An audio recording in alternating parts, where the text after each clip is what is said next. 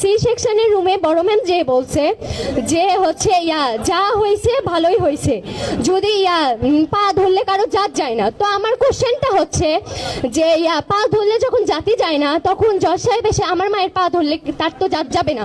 তো আমি এই নিবেদন তো জানাই, তো তোর মাকে পারলে জজ হয়ে আসতে বলিস বস্তি। সবাই যদি বস্তি হয় তাহলে সে যদি আমাদের এখানে কেন আসছে পড়ার জন্য? আমাদের এখানে তো আসার দরকার নাই। এখানে যারা অভিভাবক আছেন তাদের সম্মানটা কিন্তু একই রকমই হবে আপনার মেয়ের সাথে যখন আসবেন।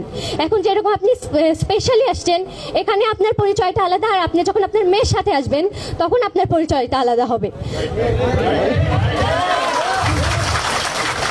ওনার মেয়ে যেহেতু ফার্স্ট হচ্ছে মায়ের এটা দিছে, তো আমরা যদি ওনার মেয়ের বিরুদ্ধে এখন পুরো সবাই মিলে যদি এখন আমরা সাইবার ক্রাইমে মামলা করি, তাহলে ওনার মেয়ের কি হবে?